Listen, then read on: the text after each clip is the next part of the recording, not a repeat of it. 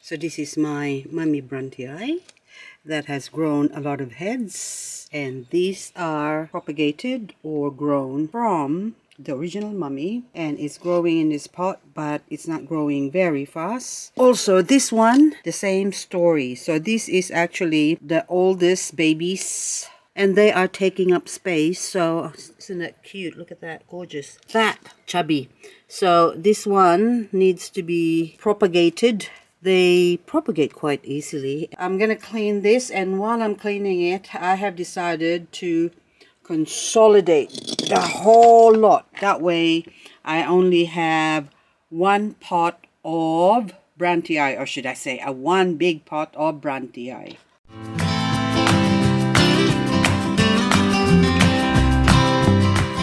Hopia. This is mung beans pastry. So it's got mung beans inside and some phyllo pastry outside. And in the Philippines, I grew up with the vendors always saying, Hopia, money, popcorn. That means Hopia, mung beans pastry.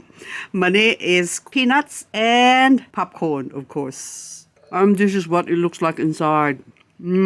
Those flaky pastry outside is just so thin and delicate. Not sweet, but the mung beans inside is quite sweet. It goes really well with coffee.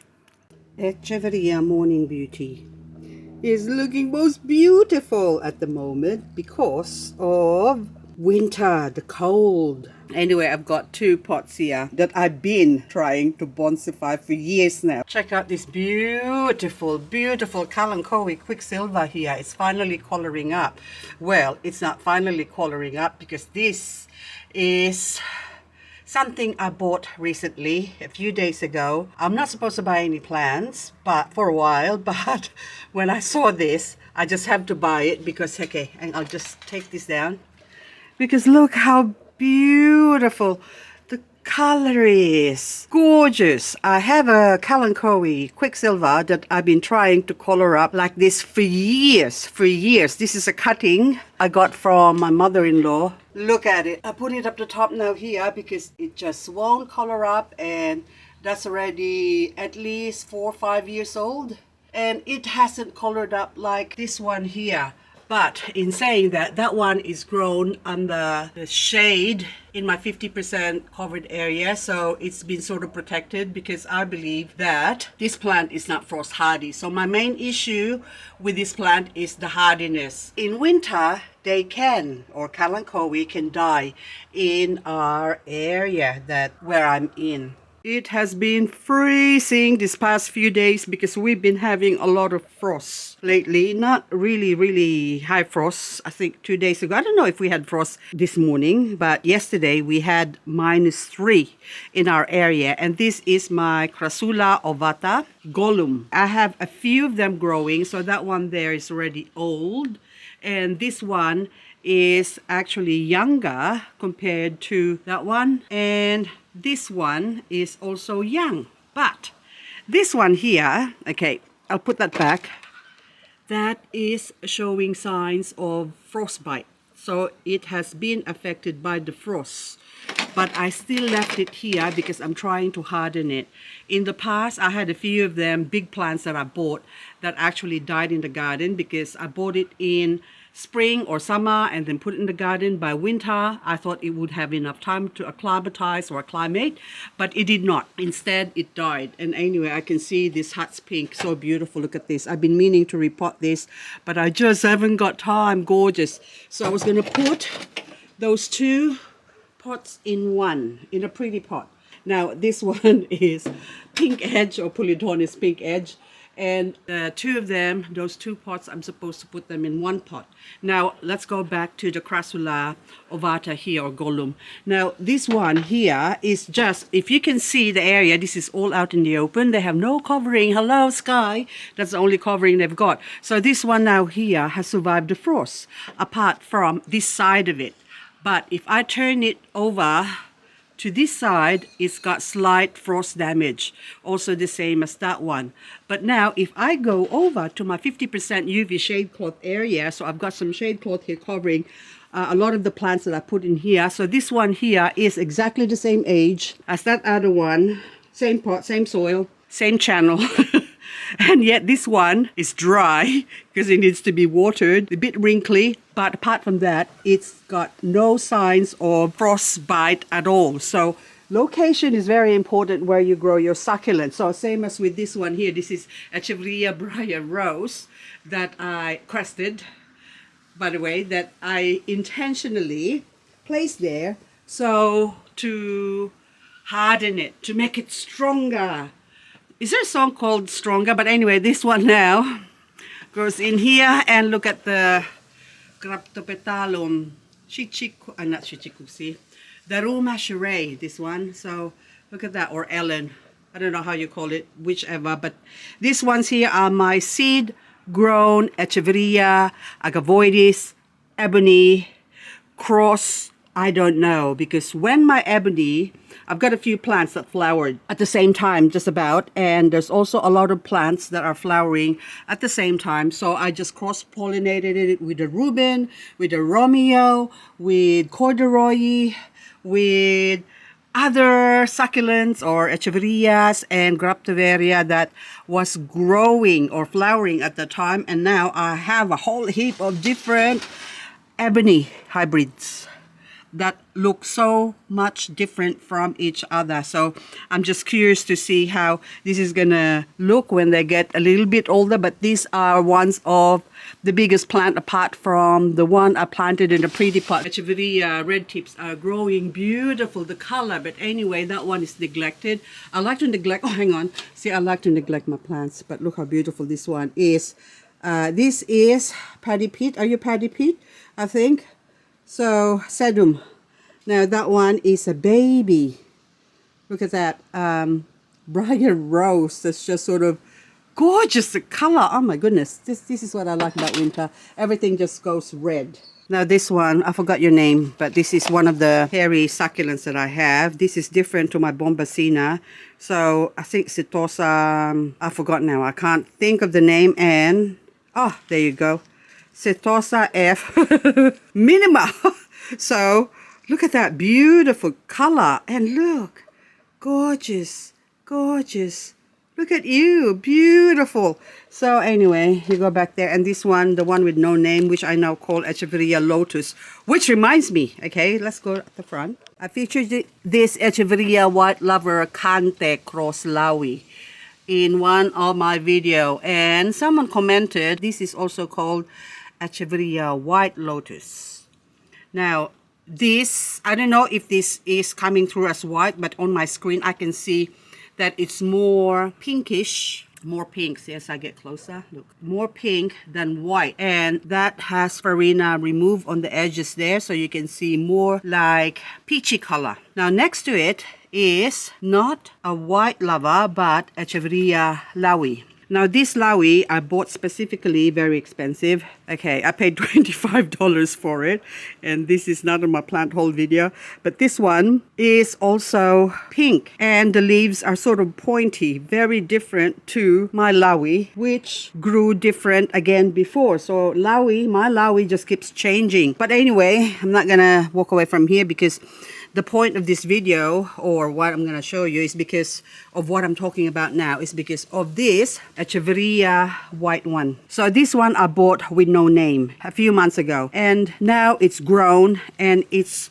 looking like Echeveria white one. Apart from, I could not find anything else online that sort of looks similar to this. But to be honest with you, there are a lot of Laui hybrids that look very similar to each other, or the look actually changes. But these three plants here, they all look like white one to me. Now I really need to take this and compare this with the ones, or a mature plant I've got growing outside. But before I do that, let's do a segue over here.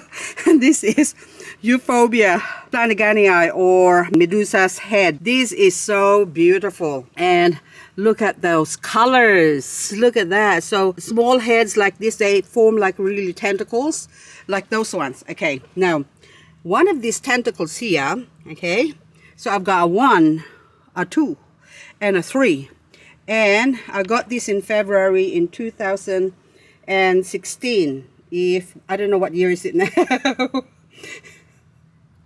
6 years. In 6 years because it is grown in this pot. I don't know where it's got something to do with that, but all these three, our 1, our 2, and a 3, they all started with just one of this. Okay, I pulled that out, which I won't. It started with this, just that one stem, and 6 years later, that's what they look like, and I really want to repot them. But this one and that one there, this one is looking worse for wear, is crested Flanaganii. So Euphorbia, this is very frost hardy. Before I was really, for the first couple of years, I was so precious with them. I don't want them to die from the frost, so I grew them protected. And then now this one has been growing with no, oh, look at that cresting there, that fan shape. I really want to harvest that, I think. Yeah, and make sure that grows. Even this one and that one and that one. Oh, well, okay. There's a few crested bits there that can be propagated. But back to what I was saying, it takes me a couple of years to acclimatize a lot of my succulents, because first of all, I don't know how hardy they are, because a lot of the informations I get online are very conservative with the growing condition. So a lot of them would say, oh, they would die, it can survive up to -4, say for example. And I find that this one has survived -11. Now, whether it can survive -12, 13 or 20, I don't know, because I haven't tried it yet, because I haven't experienced it. So maybe I'll put it in the freezer, I don't know, to see, but I have to do it slowly. So anyway, this is just such a beautiful plant. Oh, gorgeous, look at that. Oh, I love it, I love it.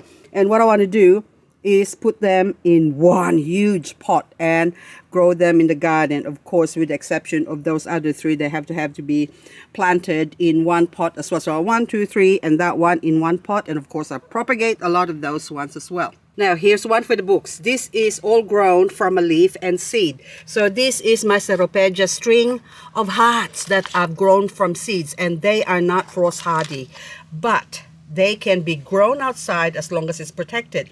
But these ones, I've grown them from seeds. I think it was January or maybe December or something, a few months ago anyway.